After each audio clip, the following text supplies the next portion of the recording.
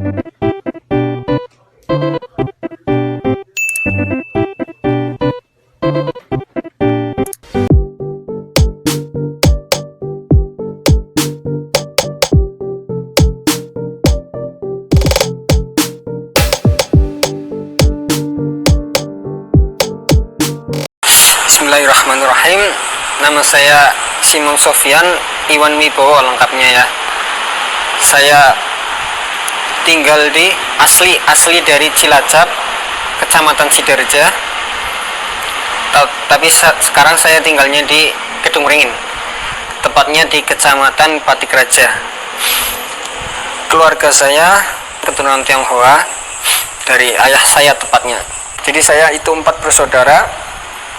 Yang 3, anak 1, 2, 3 itu ikut ayah kandung, hak asuhnya. Kalau anak keempat itu ikut ibu kandung, hak asuhnya. Saya anak kedua. Itu.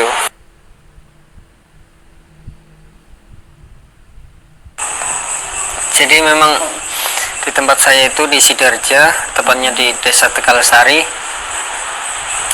Masyarakatnya kebanyakan beragama Islam, sedangkan keluarga saya hanya satu-satunya di situ yang beragama Katolik. Jadi mau main pun ya dengan anak-anak Islam gitu, sampai ikut-ikutan sholat, ikut-ikutan takbiran, taraweh, pakai peci, pakai sarung gitu. Masuk SD pun di SD Pius Sidoarjo tepatnya, di situ pun kebanyakan siswanya Islam. Jadi mainnya ya sama Islam, anak Islam lagi gitu. Terus masuk SMP Kristen, tapi cuma namanya aja yang Kristen. Kenyataannya siswanya kebanyakan beragama Islam gitu. Jadi mereka tidak mewajibkan untuk siswanya beragama Katolik, tapi Islam juga boleh masuk di situ. Jadi mau nggak mau mainnya ya sama anak Islam lagi gitu. Jadi ketika di SMP sempat juga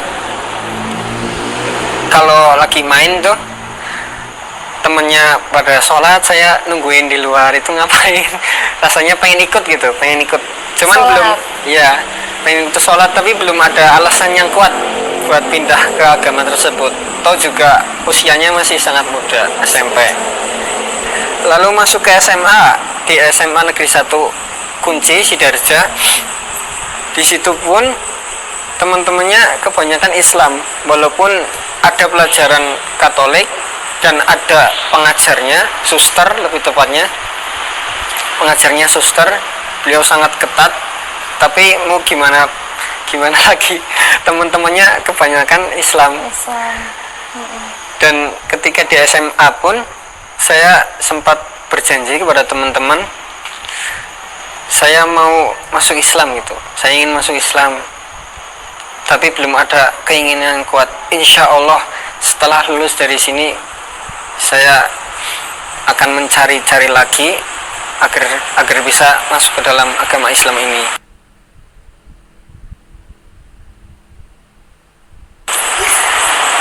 Kegelisahannya selama ini saya bertanya-tanya, apa sih Trinitas itu? Masa ya Tuhannya ada 3, ada Yesus, ada Bapa, ada Roh Kudus. Nanti kalau debat gimana gitu, saya mikirnya gitu. Terus kenapa sih kok harus ada penebus, pengakuan dosa gitu? Sedangkan kalau kita berbuat dosa kan malu gitu loh, untuk mengakuinya malu pasti. Tapi kok ini malah harus mengaku ke Romo itu kalau di Islamnya ustadz lah ya, ustadz gitu. Kan malu ya, setiap orang pasti malu. Sedangkan di Islam katanya kan kalau dosa ya udah ditutup aja, nggak usah dibuka-buka, aib, karena itu termasuk aib. Nah kok malah di Katolik ini malah ada acara pengakuan dosa gitu setiap tahunnya. Dan nggak jelas juga kan kalau kita mati kemana, kita mau ke surga apa ke neraka, itu nggak dijelaskan di situ. Dan setelah saya melihat video dari Dr. Zakir Naik yang disarankan oleh teman saya di universitas, saya menemukan banyak ayat-ayat yang berkaitan dengan Islam.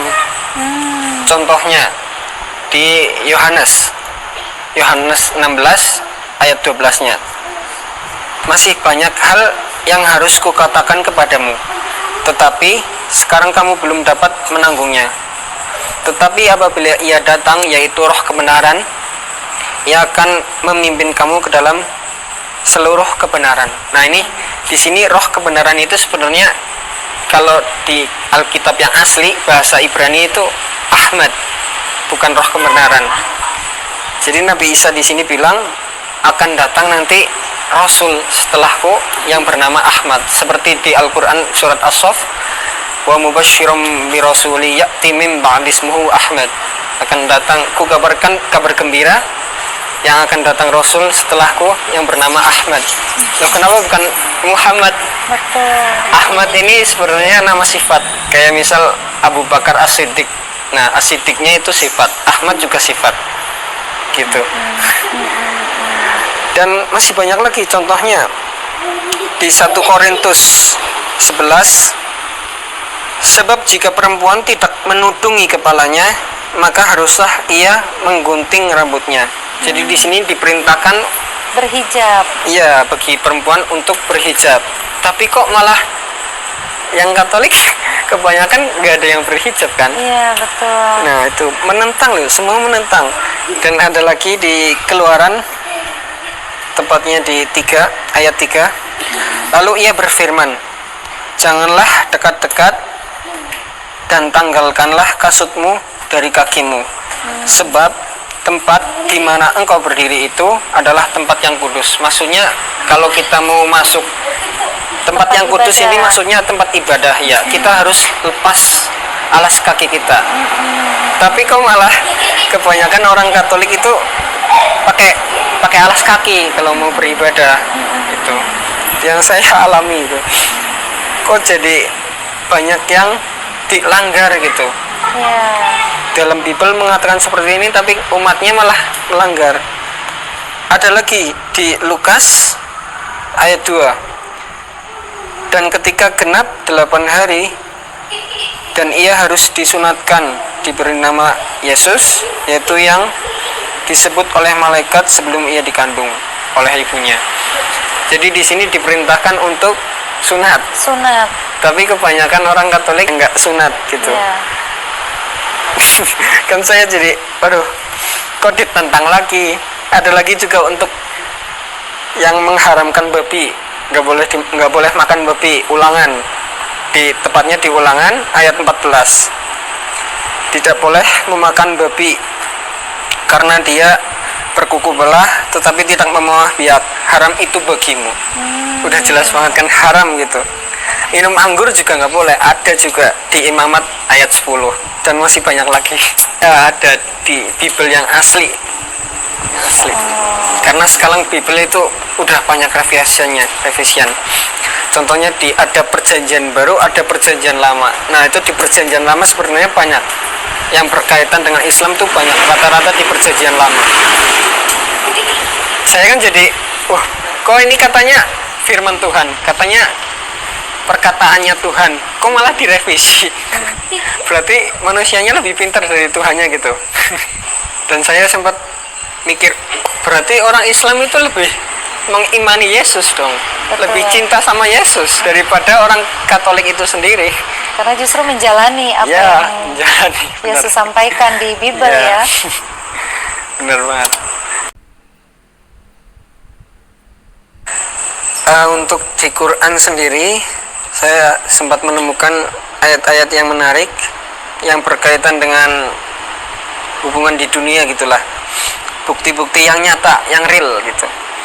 Tepatnya di surat Ar-Rahman, di situ dijelaskan bahwa ada 2 laut yang saling bertemu tapi tidak bercampur. Tepatnya di ayat 19-nya, marajal bahraini al-taqiyan, dia membiarkan 2 laut mengalir yang kemudian keduanya bertemu. Lalu di ayat 20-nya, bainahuma barzakhul la yabghiyan, di antara keduanya ada batas yang tidak dilampaui oleh masing-masing. Tepatnya itu selatnya kalau nggak salah selat Madura. secara natural. Itu yang pertama. Kalau yang kedua, di surat Al-Furqan, tepatnya di ayat 53. Di situ dijelaskan bahwa ada sungai di dalam laut, tepatnya di daerah Meksiko.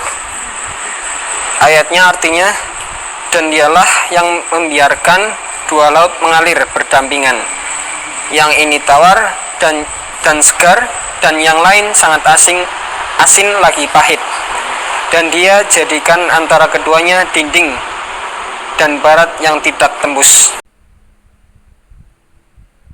Kalau dari hati sendiri udah pasti puas dan tenang, karena hidup saya menjadi lebih tertata, mulai dari bangun tidur sampai tidur lagi udah lengkap tuntunannya di Al-Quran dan di As-Sunnah sendiri, Masya Allah.